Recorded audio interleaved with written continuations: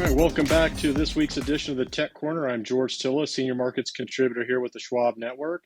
On this week's edition, we're going to be covering financial firm SOFI Technologies. Now, SOFI Technologies is a leading financial services company that offers a diverse range of financial services through its three main leading segments. This includes its lending, technology platform, and financial services area. Now, in the lending segment, SOFI provides personal loans, student loans, and home loans, catering to various financial needs. The company's technology platform encompasses subsidiaries such as Galileo and Technisys, which supports financial and non-financial institutions with digital and core banking solutions. Additionally, SOFI's financial services segment offers products like SOFI Money, SOFI Invest, as well as credit cards enabling members to save, invest, manage their finances more effectively.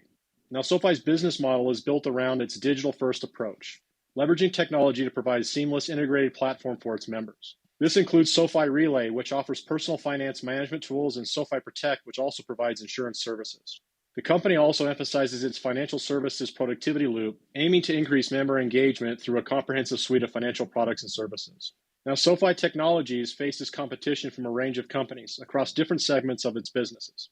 In the lending space, it competes with traditional banks and credit unions, as well as specialized financial institutions offering similar loan products. In financial services and technology, competitors include other fintech firms such as PayPal Holdings, as well as Block, symbol XYZ, which offer digital payments and investment solutions as well. SOFI's unique value proposition lies in its comprehensive one-stop shop approach to financial services, which integrates lending, investing, and banking solutions on a single platform. This integration allows SOFI to leverage data across its ecosystem to offer personalized financial advice and cross-sell products. This enhances customer retention and lifetime value. The company's strategic focus on technology is important, including recent expansion into blockchain and artificial intelligence, positions the company as a forward-thinking digital financial services provider. Now, in most recent news, going back to July 29th, the company posted Q2 revenue and EPS. The adjusted revenue for the quarter was quite impressive. They posted $858 million in sales, up 44% year over year, as well as Q2 non-GAAP EPS of 8 cents, which beats the estimates by 2 cents. Together, the financial services and technology platform segment generated $472 million in revenue. This was up 74% year over year and now represents about 55% of the total. The company also posted a record 850,000 new customers in Q2, bringing the total member count to close to 11.7 million, while product count grew by 1.3 million to over 17 million products. SOFI's Q2 spotlight was a 72% year-over-year surge in fee-based revenue, while personal loan originations of $6.97 billion jumped 66% year over year.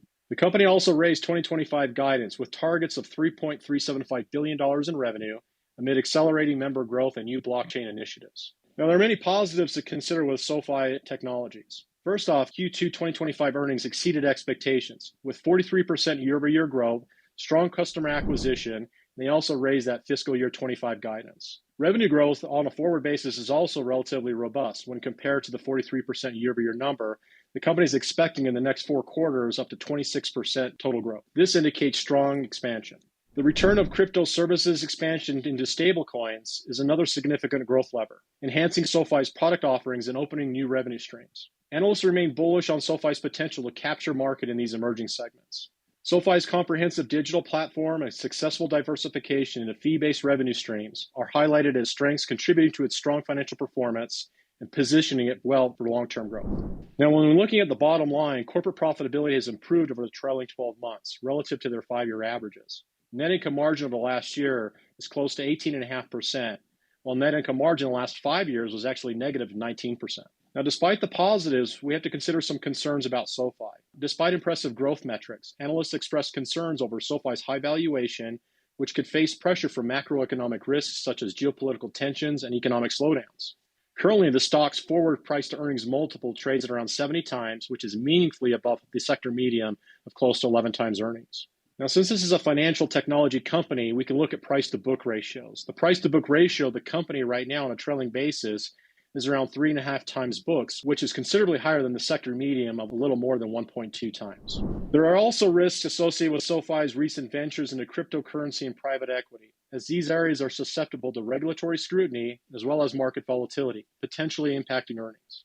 Now, SOFI's reliance on its lending business remains a concern, with potential challenges from interest rate fluctuations and economic cycles that could affect profitability and growth. Now, from a technical analysis standpoint, the technical condition of the stock is supportive of higher prices.